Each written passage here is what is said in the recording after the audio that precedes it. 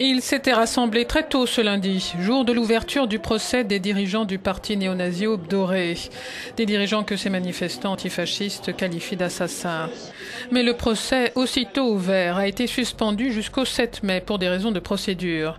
Les partisans du parti Aube Dorée s'étaient également mobilisés près de la prison de Korydallos, dans la banlieue ouest d'Athènes, où un tribunal a été spécialement aménagé pour ce procès. Le nombre de témoins s'élève à 300, parmi eux Naïm El Gantour, président de la communauté musulmane de Grèce. Nous voulons qu'ils soient punis s'ils ont commis un crime, a-t-il insisté.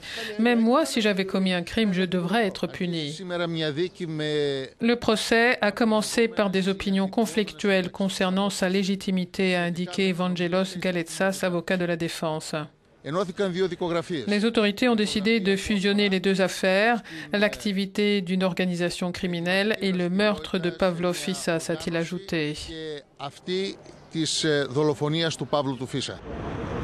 Au total, 69 personnes doivent être jugées, dont les 18 députés, élus sous l'étiquette Aube Dorée dans la précédente législature.